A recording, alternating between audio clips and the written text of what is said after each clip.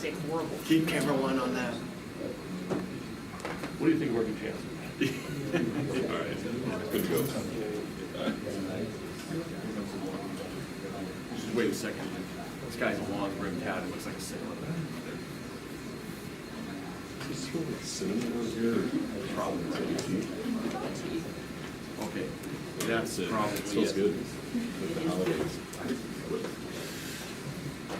Okay, welcome everybody to our Wednesday Department Colloquium. It's a great pleasure for me to introduce this afternoon's speaker, Mr. Ian Beckley.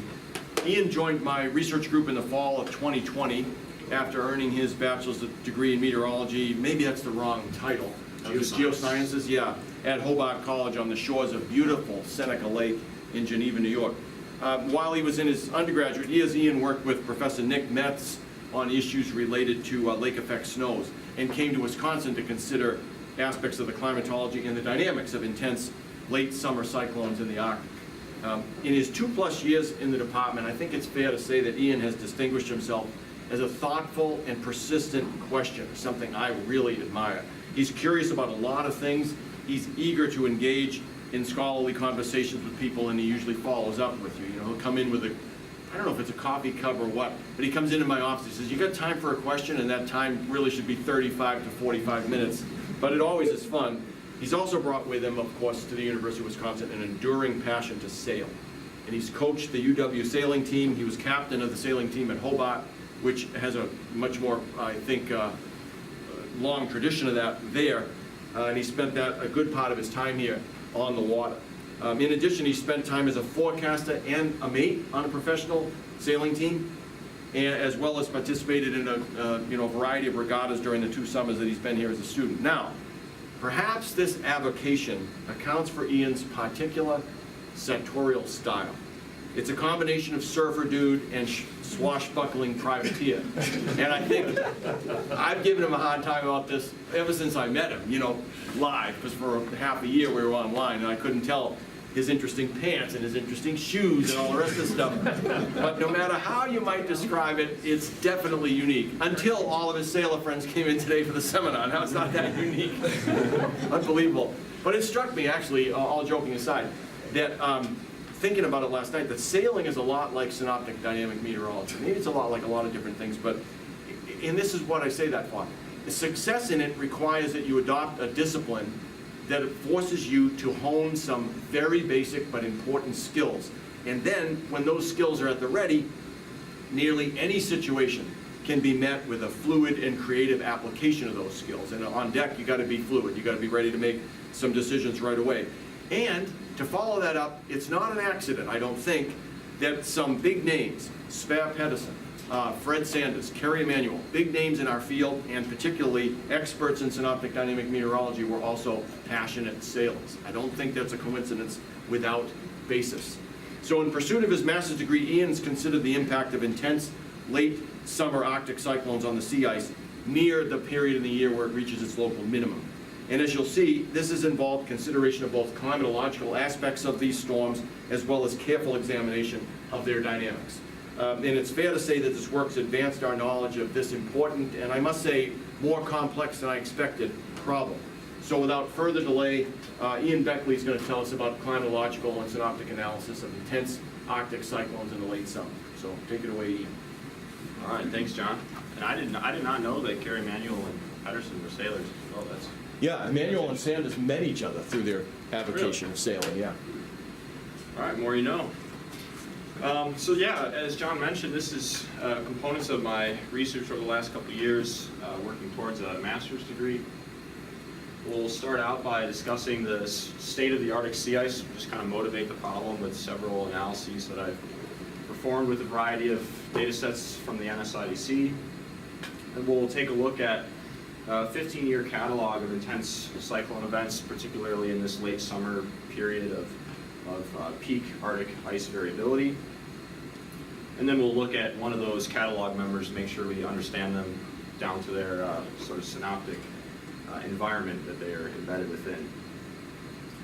So I've started out by just taking the Arctic sea ice area. This is from the sea ice concentration data set, multiplied by the grid spacing. Hamish helped me out with this one, remember that?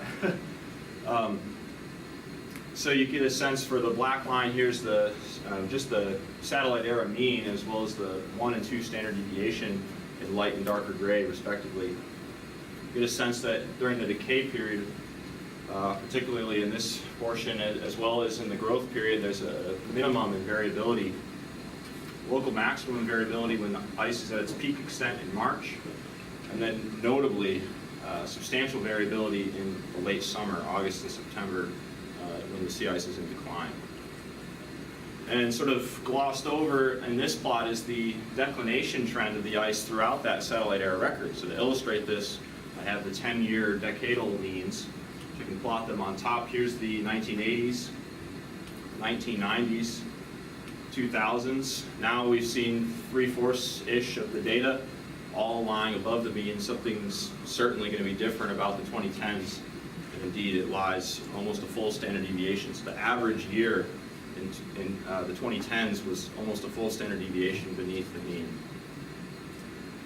So the sea ice area itself is composed of ice of different age. This is sort of a quick and dirty way of describing the sort of resilience and the thickness of the ice sheet itself. So on the y-axis, you have the full 100% coverage of the ice during its September minimum period, X being each year. So it's the same week of the year for every single year in the catalog. The red portion describes all the ice that is of 4 or more years old. Everything else is much younger. And you'll note that almost all of the young ice melts each September at the minimum extent. Back in the late 80s, almost 60% of the ice coverage was of this 4 years or older.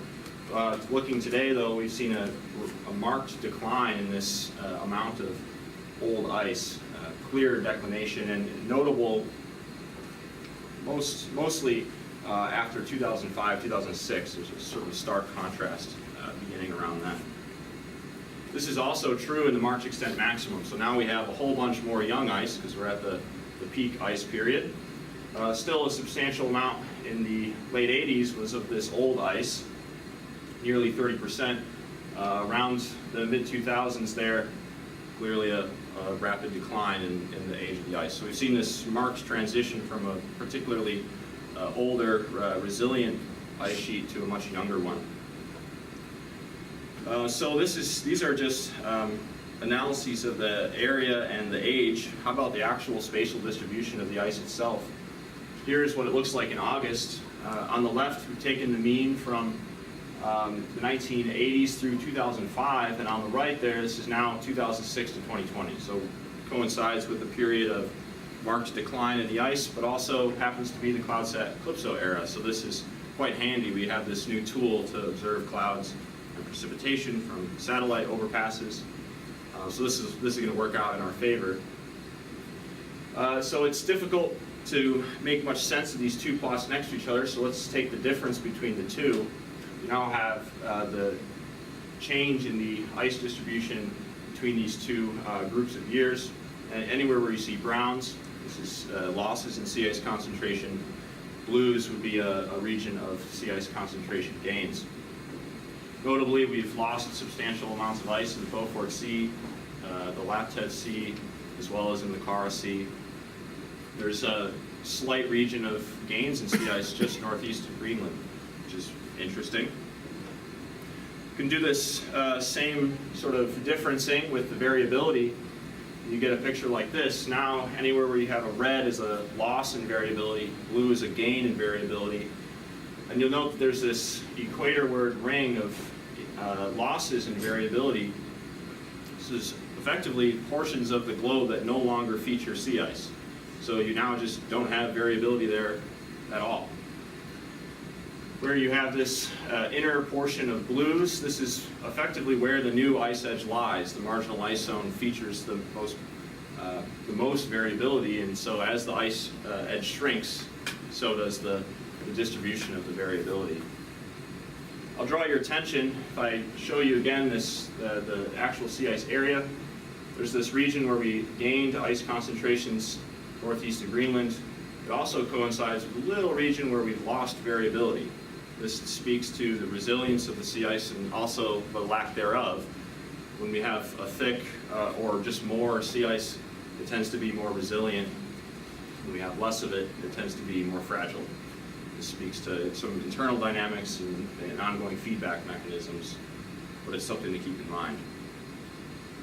So to fly through sort of this overview again, we've got this accelerated declination in the mid-2000s, and I now put the 2012 minimum on this plot. So in yellow, you can see that was a remarkable year.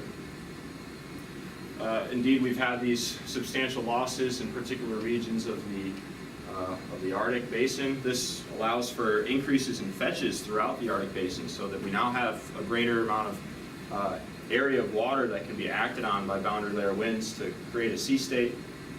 Not to mention some geopolitical implications there.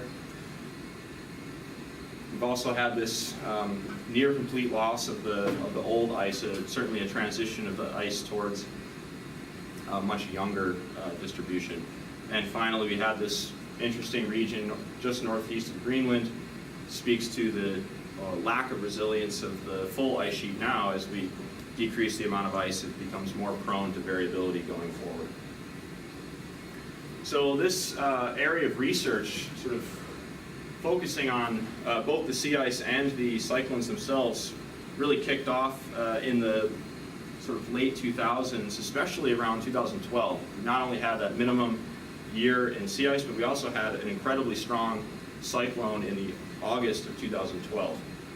So my avenue into this sort of portion of research is to actually identify where these cyclones occur. We're not necessarily sure if there's preferred regions or it's like an asymmetry in their distribution. So that's what we're going to look for. The period we'll choose is August and September 2006 through 2020.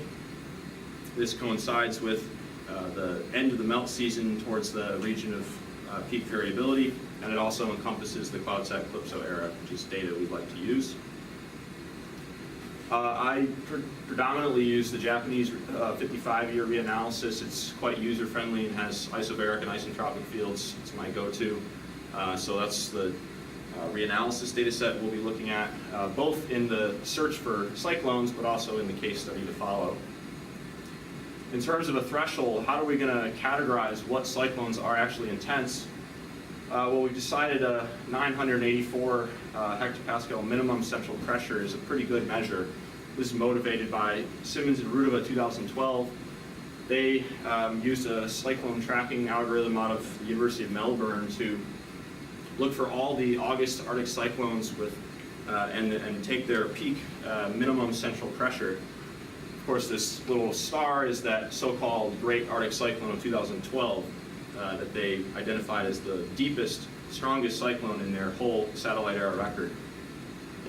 So you can see if I throw the 984 millibar line, that captures roughly the 2 sigma tail of this distribution. These are by far the strongest, most intense cyclones in the Arctic. And we had previously tried 980 and found that it was actually too stringent. We were really severely limiting the number of cases. 984 tended to be a sweet spot. In terms of the methodology, I actually did this by hand. So you can plot the SLP and you just make the 984 millibar contour a different color. There's not that many of them, so you can click through remarkably fast if you have a modern hard drive, that is. You click through remarkably fast, you find the events, and then you go, okay, let's track them when they have, when they gain the 1,000 hectopascal contour to when they lose the 1,000 hectopascal contour. You grab your piece of tracer paper and you trace your cyclones. So you'll note this is a North Polar stereographic grid, so the North Pole somewhere to center, zero line facing down. I have all sorts of cyclone tracks on there that don't actually make it to the sea ice. So let's subset those, only the ones that do make it to the sea ice. And we'll limit it to only 15-day periods to try to draw back on the spaghetti a little bit. So here's one of those in tracer paper form. And there again, tracer paper form, and now there's the computer version, hopefully a lot easier to see. But we already see that there's clearly this preferred pathway in the beginning of August. This is the first 15 days of August.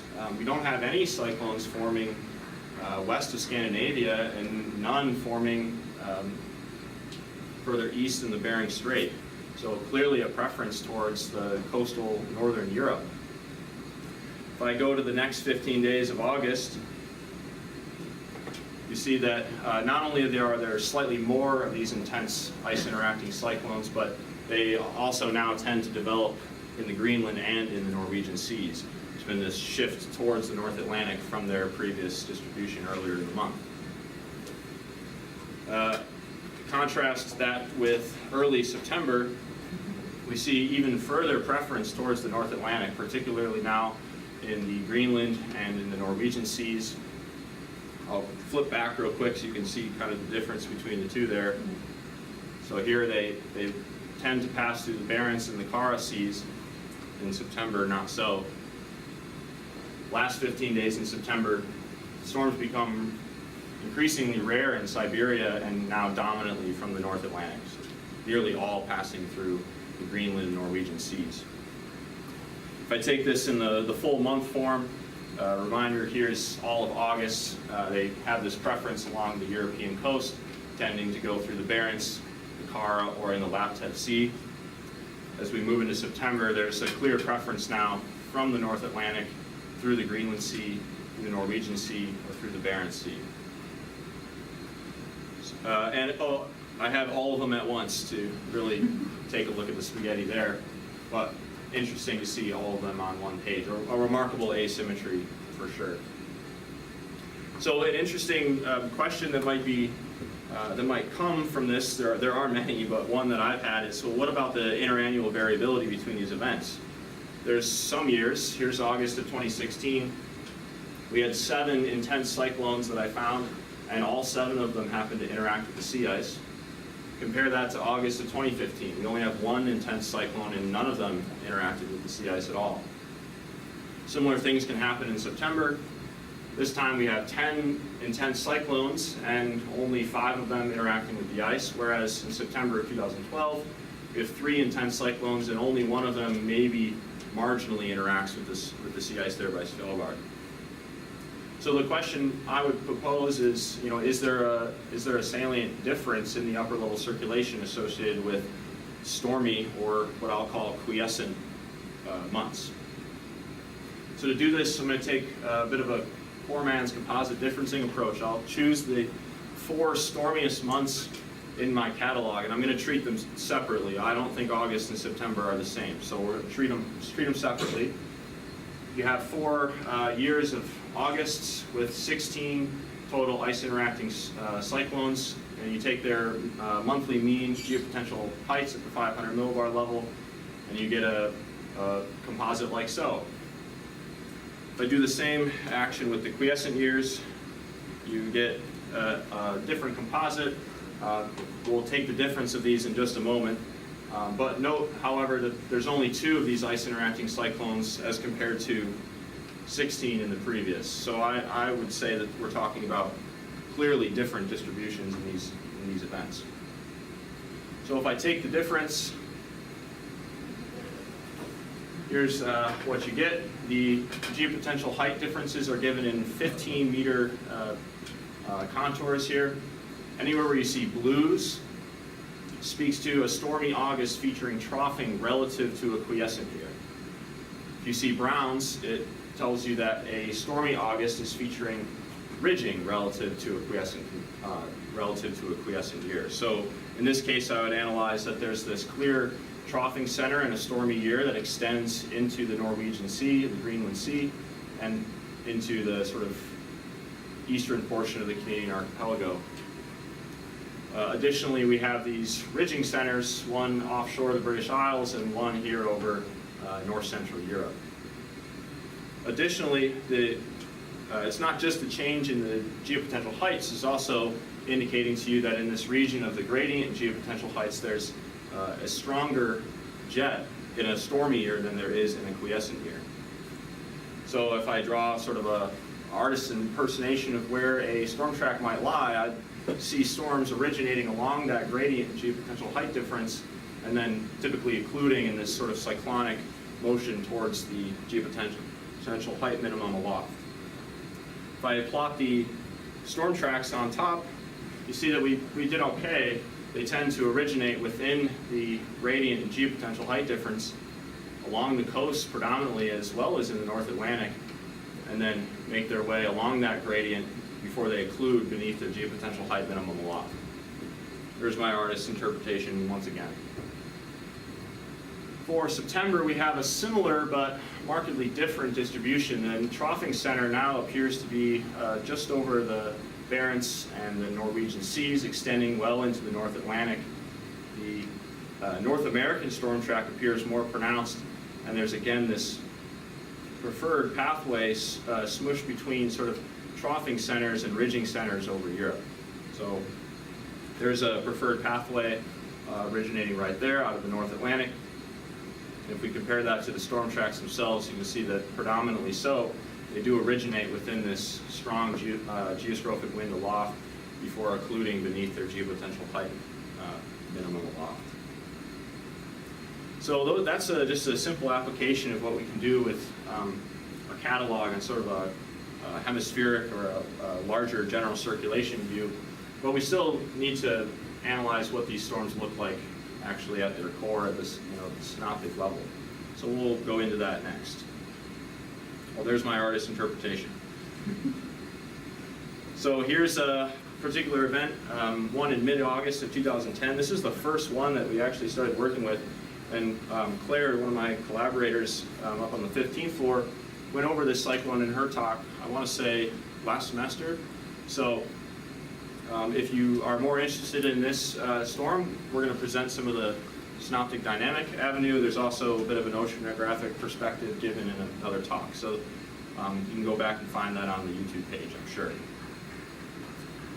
So in order to illustrate this, I'm going to have to build one of the synoptic charts for you. I'll go contour by contour so we get a handle of this. So in solid black, you have sea level pressure every 4 millibars. This allows you to just identify the cyclones themselves, but notably in this case, this large anticyclone over northern Europe, over Russia, as well as this weak cyclone just east of Svalbard. Add the thickness contours. These are dashed red and blue with the change from red to blue at the 540 decameter line. This is typically taken as a rough approximation of where the freezing surface environment lies. This now allows you to talk about lower tropospheric temperature advections. Clearly this high over North America allowing for warm air advection towards Scandinavia, which would be important. Additionally, we have the sense that some of the coldest air in the troposphere within the hemisphere lying immediately to the northeast of Greenland. The greens here are going to be standardized total column water vapor. This is in sort of standardized anomaly. So this is the given day's water vapor minus that grid point's climatological August value divided by that grid point's climatological standard deviation. Where you see a dashed black line, notably here over Scandinavia, this is a region where there's 3 standard deviation water vapor anomaly, which is an event that you might want to be paying attention to. Finally, if we'd like to have a conversation about cyclone development, we need to add in the geostrophic relative vorticity. I've done this at 500 millibars. You'll note this little center of high geostrophic relative vorticity advection lying immediately up shear of this weak cyclone and with moisture lying ahead of it. This is sort of the beginnings of our development already present off the Greenland Sea.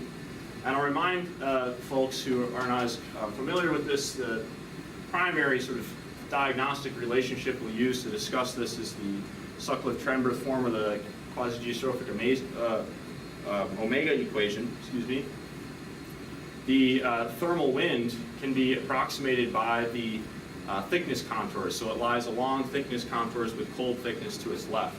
So it would look something like this, and we're looking for regions of advection of this geostrophic relative vorticity quantity by that thermal wind quantity. So I'm not going to show the red vectors for the rest of the presentation, but hopefully you're comfortable with analyzing where the thermal wind is relative to those thickness contours. So here's just summarizing some of the points I made, right? Moisture in Scandinavia, clearly this weak low pressure center lying immediately downshear of its upper level geostrophic relative vorticity maximum. In the visible satellite imagery, we have this evident leaf cloud. In Scandinavia, there's clearly anomalous moisture in this region. This is representative of early stages of baroclinic development. One notable feature is this change from a cloud-free to a cloudy condition. This is the cyclonic shear side of an upper-level jet stream. It can be very obvious as well in an infrared image, or a water vapor image for that matter. 12 hours later, this is now 12Z on the 14th, we see that the upper-level geostrophic relative vorticity maximum is still clearly in play. Moisture has been advected towards northern Scandinavia, and this cold air is beginning to emerge out of the Arctic. Note that the geostrophic relative vorticity gets quite spotty as you get to high latitudes as the meridians converge. So it's not just appearing out of nowhere, it's coming out of the high latitudes where I've cut it away. 12 hours later, now 0Z on the 15th, we have distinct frontal zones which are emerging. We have this cold frontal portion, clear cold air advection behind it, warm air advection, and pronounced moisture advection within this warm sector. As the frontal circulation continues to develop, we should see this region of moisture begin to thin and narrow with quite efficient northward transport. In the visible satellite image, we've transferred from a leaf cloud towards the characteristic comma cloud of a baroclinic development. The cold front's clearly evident, and you'll see this region of open-celled convection over the Norwegian Sea. This is cold air off the pole being advected over relatively warm waters. It's quite obvious in this next frame. The temperature, cold air advection has clearly grabbed the whole of the coldest air in the troposphere in this hemisphere and is pulling it over the Norwegian Sea. So remember, these are this is a thermal redistribution. We've taken cold air and moved it equatorward and taken warm air and beginning to move it poleward. Additionally, we've had this thinning of the moisture anomaly as the frontal circulation continues to coagulate moisture on the front end of the cold front. We've also seen the strengthening of the upper level geostrophic relative vorticity maximum, also evidences an ongoing frontal circulation. Pointing that out. 12 hours later, we have this marked increase in the upper level geostrophic relative vorticity, continued frontal circulation. We now have the relaxation of the thermal wind. The thickness contours immediately downshear of the surface low have begun to blow away from one another. The thermal wind's weakening. We expect the development will has effectively reached maturity. And we've also seen the development of this occluded thermal ridge structure, characteristic of the occluded stage of an extratropical cyclone. This is a region of persistent differential warm air advection, more forcing for, or consistent at least with vertical motion in the quasi-geostrophic system.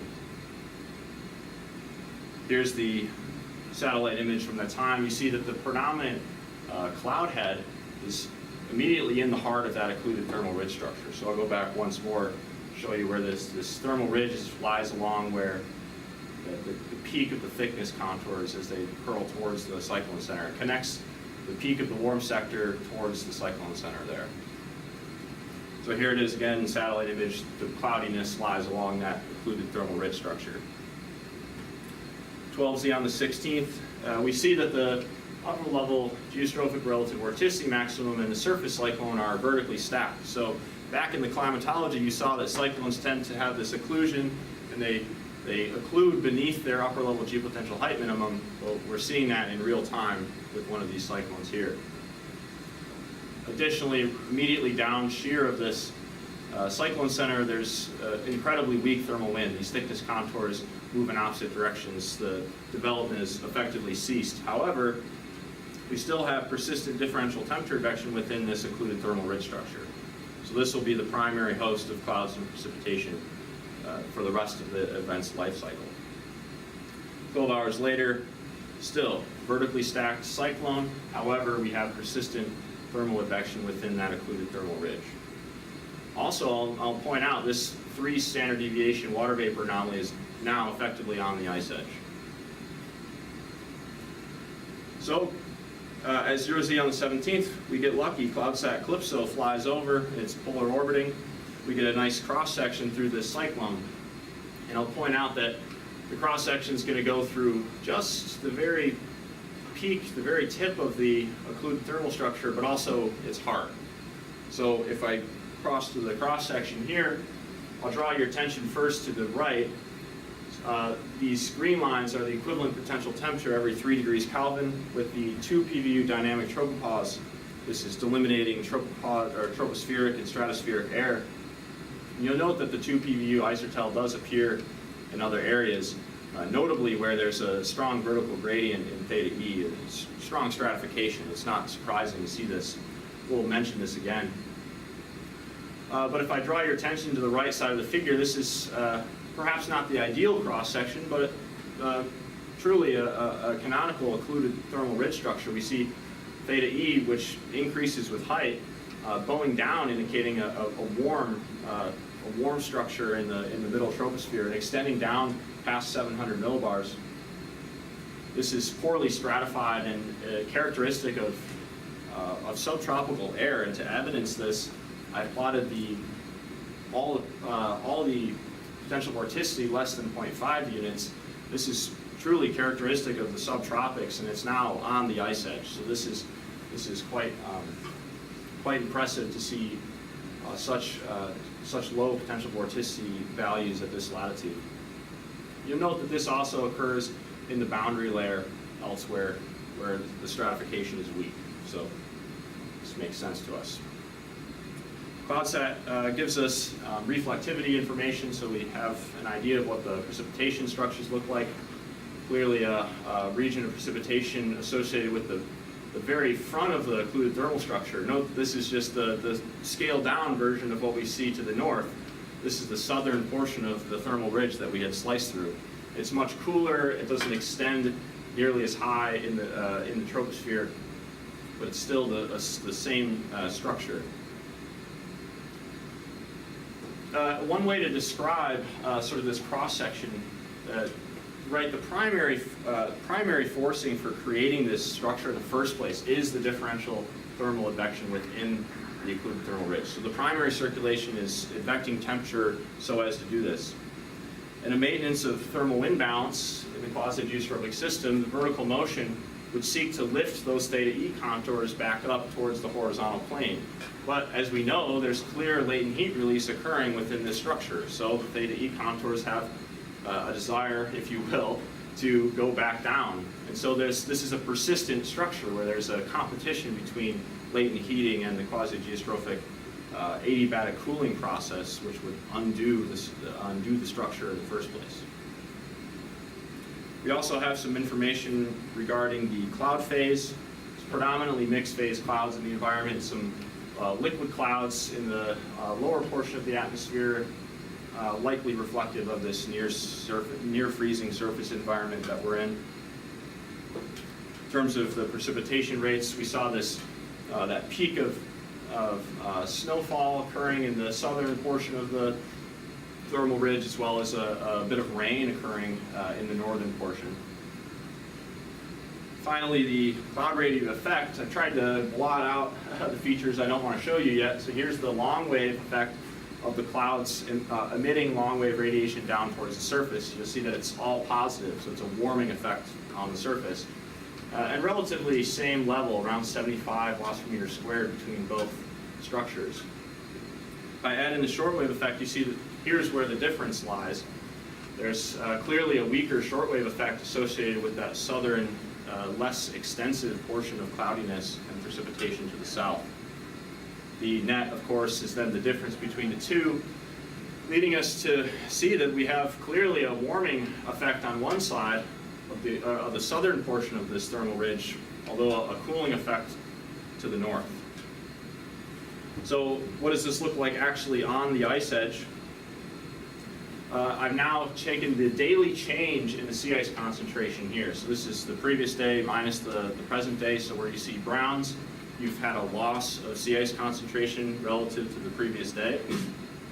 You see that there's this clear dipole structure where the flow is off the ice. You have gains in sea ice concentration as the ice is exported into that portion of the ocean. And you now have a region of strong sea ice losses as ice is being eroded away from both the sea state and the winds in the boundary layer.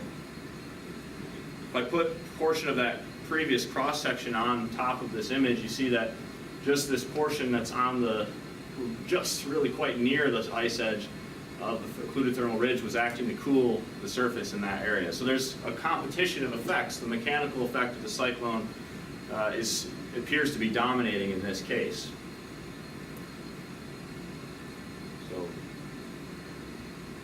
Additionally, I'll go one day back in time, so now we'll look at the 16th. See, this dipole structure is still quite evident. The cyclone's occluded and not moving particularly quickly at this time. So you still have this dipole structure, although it's not penetrating nearly as far inland. It seems to be confined roughly to the ice edge. If I move back to one more day now in advance, you see that under prolonging the experience of the cyclone in this region, we've allowed for further penetration of the sea ice losses in towards the ice shelf. This seems to be consistent with the development of pretty strong sea state in this region. So some of the conclusions from this aspect is that the mechanical and the cloud-radiative effects appear to compete at times. It's not always incredibly straightforward, and their magnitudes clearly seem to differ. If we're seeing sea ice losses in a region of cooling due to clouds, it speaks to perhaps in this specific case the mechanical effect dominating. Additionally, this alludes more to Claire's work, which you may have seen some of. The question remains of what's happening to the ice that's being exported away. Is it being exported and refreezing to form a new ice edge, or is it being exported to warmer waters where it might melt? This remains to be an open question. Additionally, I think an interesting thought is that the cloud-radiative effect associated with clouds along this occluded thermal ridge structure appear to change in their cloud-radiative effect at some point along that dashed line. And we're not sure if this happens systematically. Is it just this case? That also remains an open question, but a difficult one. Remember, this cross-section was where we were graced by this cross-section, right? We don't always have perfect transects like this. So those are some of the conclusions from the case study, and I think perhaps a more salient conclusion to end with is these preferred pathways for the cyclones into the Arctic region. We saw clearly in August there's this preference for storms to pass through the Barents, the Kara, and the Laptev seas, originating out of a ridging structure over northern Europe. Similar situation in September, although this clear preference now for cyclones to originate out of the North Atlantic. So I think I'll end there, and I'm more than happy to take any questions. I have some extra slides too, so if there's an aspect that you didn't see, I may have it.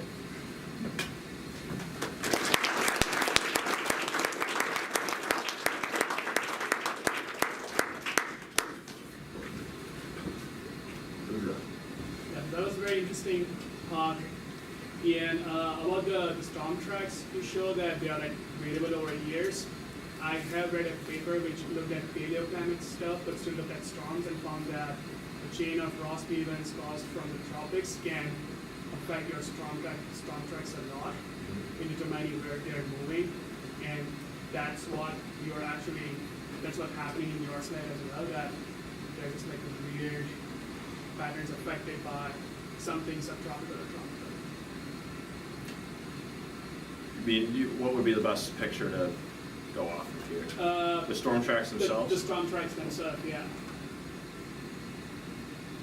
Maybe this? Yeah, and I wonder, have you thought about that, like whether there might be a subtropical or tropical influence to this? Yeah, so I think that speaks to perhaps a broader question of just subseasonal to seasonal scale forecasting. And I would bet that some of these cyclones could be traced back to be tropical cyclones at some point in their life cycle. It's not uncommon that could happen. We saw incredibly strong cyclone come up Newfoundland just this year, as a transition, and whether that same structure could reinvigorate and end up in the Arctic is certainly a question. For those who are in general circulation, you might find that a patch of high ED growth rates right here looks very similarly to what happens if you see latent heating in this portion of the domain. So that struck me when I saw that. So there's certainly, there could be, it would be within the Rossby waves, whether it's coming from the tropics, other hemisphere maybe, open questions. As you were saying on the same figure, do you have a good climatological reason why there is a westward shift late in the season? Like, it's not clear to me why there tends to be a shift westward. Yeah, thoughts. One thought is that there might just be more ridging over Europe at that time, as well as like moisture availability within this region. That I think speaks to things that aren't happening within my polar stereographic domain. But I think also it just speaks to the strength of like the dominance of the North American storm track as you head into the fall. So I haven't necessarily, it's the late summer, so I think comparing it to like the NAO is a bit tricky. It's kind of a wintertime focus, but the NAO is just the geopotential height patterns, and I'm sure it's a similar look at least. Really great talk, by the way. I'm curious, so I thought it was interesting that in the CloudSat images it showed those two systems that developed on the northward and southward portion of the ridge. So you commented at the differences in essentially the cloud top development or growth, but you notice in the southward one, and I think you showed this in the presentation, plot too, that the one that has a smaller cloud top heights is actually producing more precipitation. And so I'm just wondering if you can comment perhaps in the thermodynamic environment that could be causing that, coupled perhaps with different. Sure. So I'm not sure if I can comment on the thermodynamic environment as much, but I can discuss it at least from the QG theory that I'm more familiar with. Mm-hmm. It's so the strength of the circulation at this time would be determined by like the convergence of the Q vector, if you're familiar. And in order to calculate that, you need to follow along one of these isotropes and take the change in the geostrophic wind as you move along the isotrope. So effectively, you might find that within the heart of the occluded thermal ridge, especially late in its development, like we are looking now, that actually starts to fade towards the rear of its structure. But along the front edge of it is where it's making its most, think of it as like the front of the boat moving through the water, and that's where the most pronounced change is occurring. So that may be, at least from my perspective, one way to check that out. Maybe what you're saying is that along that dashed black line, those can also be proxies for trajectory paths. And those trajectories are not only moving horizontally along the black line, but they're also moving vertically. So the farther westward you go along that line, the more net displacement in the vertical you've had. So it's possible that the heavier precipitation on the western side of this structure is a function of the fact that those air parcels that have done all the cooling by expansion have had more lifting, and so you have a little bit more hydrometeor development along that long ascending path. So that maybe that's kind of what you said, but that's another way to think of it. Sure. No? Not a question, more like a comment. I think last week we saw James' presentation that you have a loss of sea ice in the wintertime dynamically on the northern edge of the Arctic sea ice. And you also at the same time have a thermally gain of the ice at the same region. And there is also a competing effect of those. And you're also seeing that here in the summer case. So I think it's really impressive. Coach, do you have something? Or? Yeah, so most storms by the time they get to this high altitude, so most of the time they're 2 to 5 I remember us comparing our cross sections and the fact that they look so different. The fact that you had plug-in included thermal structure there and like articles showing nothing. But do you think that's a factor of that striking moisture anomaly that's present there? Like, have you seen a case study that doesn't have that much moisture? Does it do the same thing? Right. I think comparing perhaps your composite cross sections to this one is a bit difficult, because I would imagine this is something like a 95 percentile like member of your group, right? Remember, this is intense Arctic cyclones.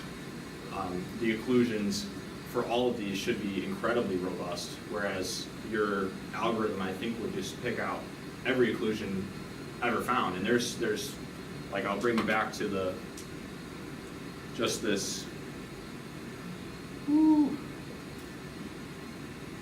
distribution again, right? We're clearly choosing the like extreme end of the cyclones, so that I would expect that the occlusions and the moisture content likely within those to be much stronger. And that has the largest preference. Yeah. I have a couple related questions about your climatology. So when you have years that have more 94 cyclones making it to the sea ice edge versus years that don't have as many, I can imagine that either in the years where you don't have as many, you're still getting 94 cyclones, but they aren't making it to the sea ice edge, or they just aren't forming in the first place. And I was wondering whether one of those is more the case than the other. Yeah, that's a good question. I think, let's see, something like this. So you're suggesting that there's probably years where this contrast is particularly stark between the number of storms and those which actually make it to the sea ice. Yeah. In which case, I don't think I have enough members in the catalog to do an analysis where I parse out that difference. I say, okay, here's 4 years that have lots of storms, but no sea ice interacting storms, and lots. But I'm sure that there is a circulatory difference between those, whether it's more zonal flow in one year than the other, something like that. Yeah. Maybe the difference. And then my second related question is, when you don't have as many cyclones that are that deep getting to the Arctic, do you still have a good number of storms making it that just aren't as strong because of some sort of like climatological background, or are there just not as many cyclones at all making it to the ice edge? I'd say it's a little bit of both. The structure that you see from this difference is something that, this is clearly a composite difference still, but you could still see this in like a daily geopotential height anomaly type picture. You could see this stuff on synoptic scales. So, but what the composite doesn't show you is the meandering tropopause polar vortex features that are known to the Arctic. And I think this is perhaps where the research kind of goes next. It's this sub-seasonal to seasonal scale forecasting problem. It's like, okay, at the composite, I see this large geopotential height minimum, but I don't see the TPE structure that's about to be injected into the jet. So I think it's a bit of both. Okay, thank you. Any other questions? Rudra. I have one last question, and that's something that I just recently did, is that your question as to why is there a gain in sea ice concentration here in Greenland, coming back down, and I found that probably using sea ice thickness or sea ice, like how the thickness is changing, sometimes gives you more insights. Not this one, in your storm case study. Oh, okay. Yeah. So sometimes looking at thickness can get you more insights to what sea ice concentration changes is not showing you. Like you're not losing the concentration, it's cleaning up, right? Cleaning up, and that might just like maybe solve or help solving the last question you had in the presentation. Yeah, that one.